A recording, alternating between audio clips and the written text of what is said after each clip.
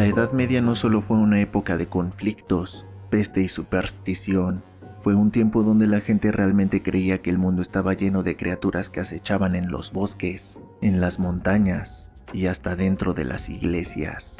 No eran simples cuentos para asustar niños. Muchos juraban haberlos visto, otros haber sobrevivido.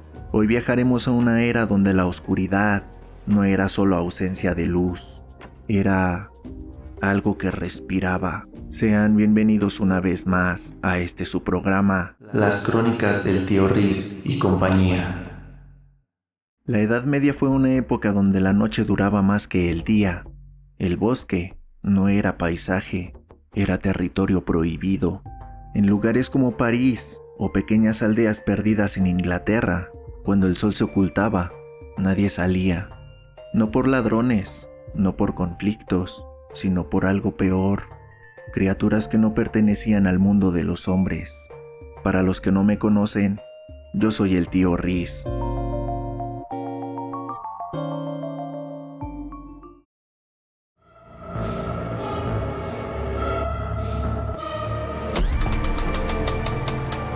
Hay relatos registrados en crónicas, juicios y manuscritos religiosos. Existen grimorios y bestiarios que hablan de diferentes criaturas que caminaron entre los hombres en esta época. A lo largo de este episodio hablaremos de los más peligrosos. Durante siglos, Europa creyó que los monstruos eran reales, y esta noche vamos a entrar en su mundo, porque para entenderlos, primero debemos entender el miedo. Si estás listo para este recorrido medieval, sube el volumen y apaga la luz. Sin más, comenzamos. Número 1. El hombre lobo, la bestia dentro del hombre. A finales del siglo XVI, en lo que hoy es Alemania, aldeanos comenzaron a encontrar cuerpos despedazados, niños, mujeres, ganado destrozado. Las marcas eran claras, garras y colmillos. Pero los testigos juraban algo más perturbador. Habían visto a un hombre transformarse. Tal es el caso de Peter Stump. En 1589, las autoridades capturaron a un hombre campesino acusado de ser un hombre lobo. Bajo tortura confesó haber hecho un pacto con el diablo, quien le entregó un cinturón mágico que lo transformaba en bestia. Confesó haberle quitado la vida a 16 personas, entre ellos su propio hijo. Fue ejecutado de manera brutal en público, pero aquí está lo más inquietante.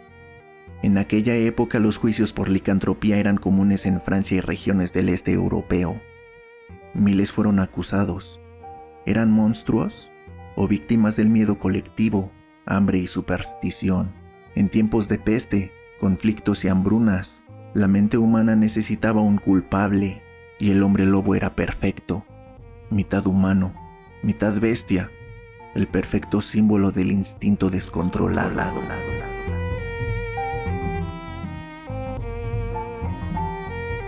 Número 2. El basilisco, el monstruo que quitaba la vida con la mirada. Si hubo una criatura que simbolizó el miedo medieval al veneno invisible, fue el basilisco. Su origen se remonta a textos clásicos como los de Plinio el Viejo, quien en su obra Naturalis Historia describió una serpiente tan letal que marchitaba plantas y partía piedras con su aliento. Durante la Edad Media, los bestiarios, que son libros ilustrados que combinan zoología y moral cristiana, ampliaron su descripción. En manuscritos producidos en monasterios de Italia e Inglaterra, el basilisco aparece representado como cuerpo de serpiente, cresta de gallo, a veces alas, corona sobre la cabeza. Su nombre proviene del griego basiliskos, que significa pequeño rey. En el siglo XIII, el teólogo y erudito alemán Alberto Magno escribió sobre criaturas venenosas en sus tratados naturales, consolidando así la creencia de que el basilisco podía nacer de un huevo puesto por un gallo viejo e incubado por un sapo. Lo interesante es que estos textos no eran literatura fantástica, eran considerados conocimiento científico. En varias ciudades medievales circularon rumores de pozos contaminados por basiliscos. En una época donde las epidemias eran comunes y el agua era fácilmente infectada, la idea de un ser cuyo aliento envenenaba tenía sentido dentro del marco mental medieval. Muchos historiadores creen que el mito pudo surgir de avistamientos exagerados de serpientes venenosas, miedo colectivo durante brotes de peste, interpretaciones simbólicas del pecado mortal. En el pensamiento cristiano medieval, el basilisco representaba el poder destructivo del mal que entra por los ojos, la tentación. No era solo un monstruo físico, era una alegoría del pecado que destruye el alma.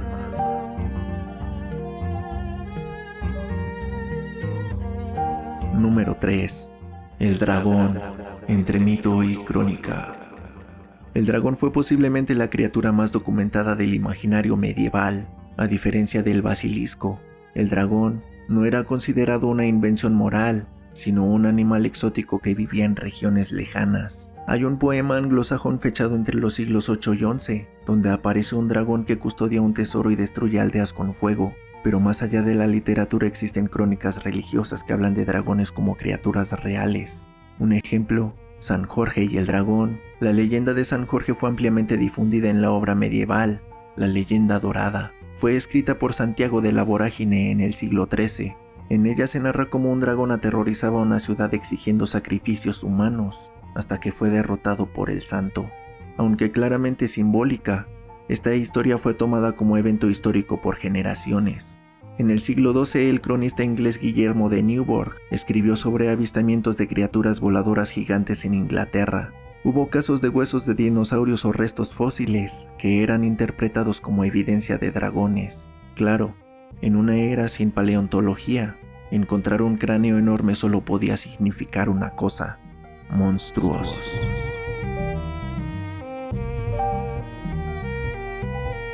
Número 4.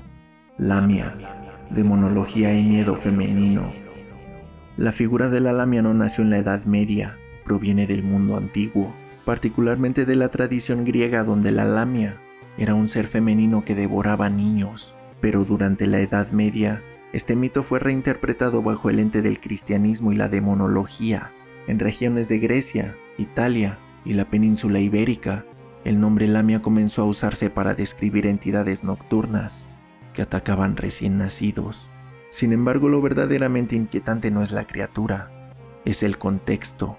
En el siglo XV, el manual inquisitorial Malleus Maleficarum, que fue escrito por Henrik Kramer, describía cómo las brujas podían asesinar o consumir bebés con ayuda demoníaca.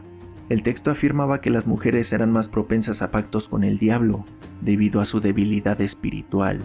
Este tipo de literatura no era marginal, era usado como referencia judicial. La idea de que mujeres podían transformarse en seres nocturnos que dañaban niños se difundió por Europa Central. La lamia dejó de ser un mito clásico y se convirtió en sospecha real. Entre los siglos XV y XVII, miles de mujeres fueron acusadas de brujería en territorios del Sacro Imperio Romano Germánico y Francia. En varias declaraciones judiciales se repite un patrón: bebés que enferman repentinamente, pierden la vida sin explicación clara. La comunidad necesita un responsable. En una época donde la mortalidad infantil superaba el 30% en algunas regiones, la pérdida de vida de un recién nacido era común, pero para la mentalidad medieval no era azar biológico, era intervención sobrenatural, y muchas veces la acusación recaía sobre parteras, mujeres solteras, viudas, mujeres consideradas extrañas. Algunas confesiones que fueron obtenidas bajo tortura incluían relatos de transformaciones nocturnas o pactos con demonios que recordaban directamente a la lamia. La Edad Media tenía una obsesión particular con la pureza femenina y la maternidad. El cuerpo de la mujer era visto como fuente de vida, pero también puerta de entrada al pecado. Perder una vida infantil era devastador, pero incomprensible desde la ciencia de la época. Sin conocimiento sobre bacterias, infecciones o malformaciones, la explicación más coherente dentro de su cosmovisión era demonológica.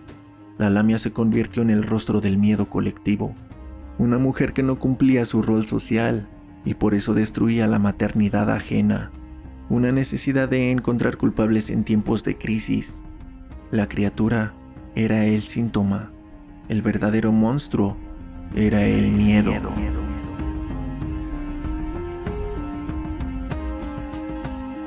Si te está gustando este contenido y aún no lo has hecho, suscríbete al canal, activa la campanita y dinos en los comentarios Si tienes algún tema del que te gustaría que hablemos, estrenamos un episodio nuevo cada semana, martes 12 a.m. en plataformas de audio, miércoles 12 a.m. por YouTube, hora del centro de México. Continuamos.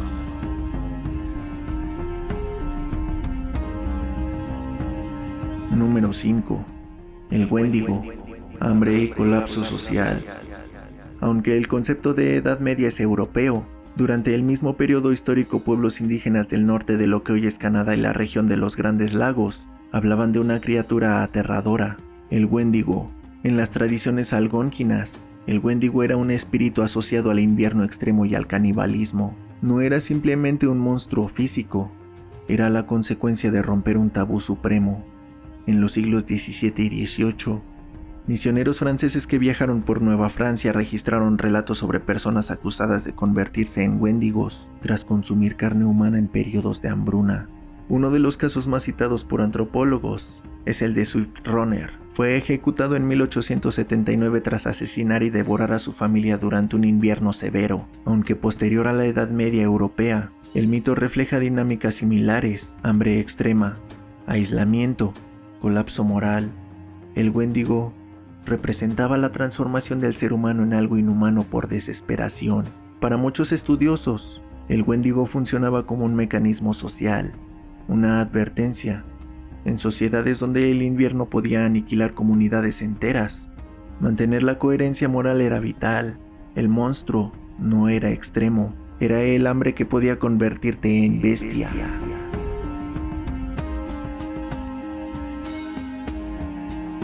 Número 6. El incubus, intimidad y parálisis del sueño. Si hubo una experiencia que aterrorizó profundamente a la Europa medieval, fue esta: despertar en la noche, sentir un peso sobre el pecho, no poder moverse, percibir una presencia. Para nosotros puede sonar a parálisis del sueño, para ellos era un demonio. La figura del incubus aparece sistemáticamente en tratados cristianos desde la Alta Edad Media. Teólogos como Santo Tomás de Aquino abordaron la posibilidad de que demonios interactuaran físicamente con humanos. En su obra Summa Theologica, Tomás discutía si los demonios podían asumir cuerpos materiales para cometer actos sexuales. Su conclusión era compleja: no poseían cuerpo propio, pero podían manipular materia. El concepto complementario era el súcubo, la versión femenina del demonio, pero el incubus tuvo un peso especial en procesos judiciales. En el ya mencionado Malleus Maleficarum, se afirma que demonios podían tener relaciones con mujeres para corromperlas espiritualmente, robar la semilla masculina mediante súcubos y engendrar híbridos demoníacos. Estas ideas no eran fantasía marginal, influyeron directamente en juicios en regiones de Alemania, Francia y Suiza. Algunas mujeres acusadas declaraban muchas veces bajo tortura que un demonio las visitaba por la noche. En otros casos, mujeres embarazadas fuera del matrimonio afirmaban haber sido atacadas por un incubus. La explicación demonológica protegía el honor social en una cultura donde la intimidad femenina estaba fuertemente vigilada. Hoy sabemos que la parálisis del sueño puede provocar sensación de presencias, alucinaciones visuales, presión en el pecho, terror intenso. En la Edad Media, sin neurología ni psiquiatría, la única explicación coherente dentro de su cosmovisión era espiritual, pero el fenómeno no era exclusivamente femenino. En manuscritos monásticos se habla de demonios que intentaban quebrar el voto de castidad. El incubus se convirtió en manifestación del deseo reprimido, una proyección del miedo al pecado, una herramienta de control moral. La Edad Media tenía una doble visión sobre el cuerpo. Por un lado, era creación divina; por otro, una fuente constante de tentación. La intimidad fuera del matrimonio era considerada grave pecado. El incubus encajaba perfectamente como explicación sobrenatural para sueños eróticos, embarazos no deseados, crisis religiosas. El monstruo resolvía la contradicción. Si el deseo es pecado, entonces debe venir del diablo.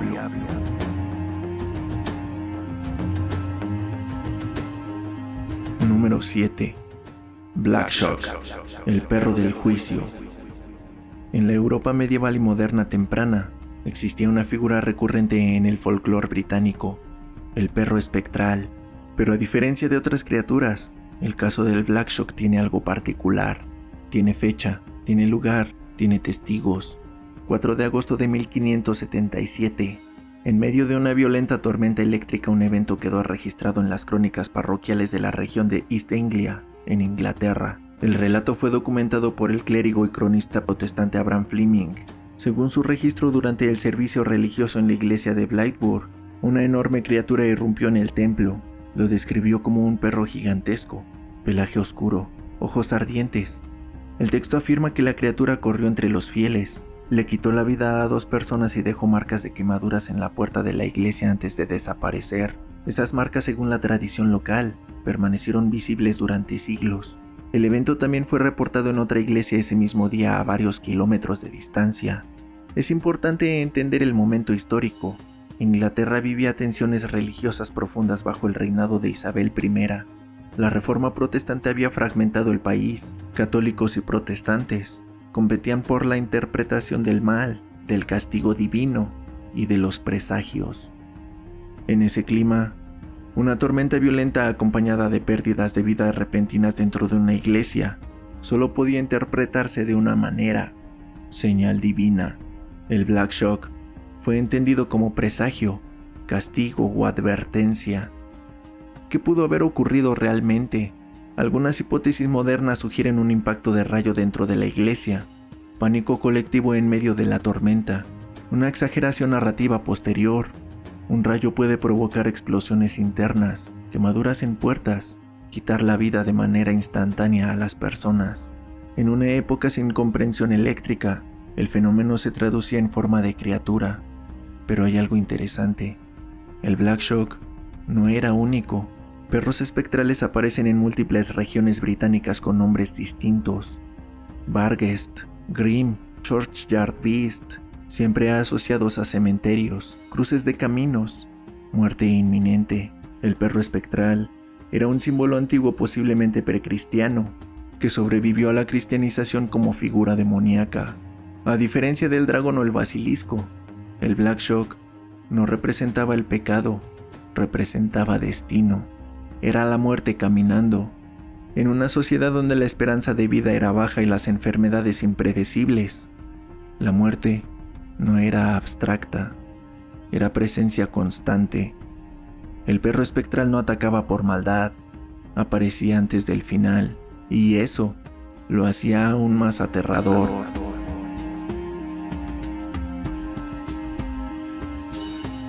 Hemos recorrido bosques, monasterios, tribunales y aldeas. Escuchamos de un hombre ejecutado por transformarse en hombre lobo, mujeres acusadas de devorar niños, demonios nocturnos explicando deseos prohibidos, criaturas que quitaban la vida con la mirada, perros espectrales que entraban a iglesias durante tormentas. Pero, ¿quiénes eran los verdaderos monstruos? La Edad Media no fue más supersticiosa que cualquier otra época. Fue una era sin ciencia moderna, pero no sin lógica. Cada monstruo cumplía una función. El hombre lobo explicaba la violencia humana. El basilisco representaba el veneno invisible a la enfermedad. El dragón simboliza el caos y lo desconocido. La lamia canalizaba el miedo a la mortalidad infantil.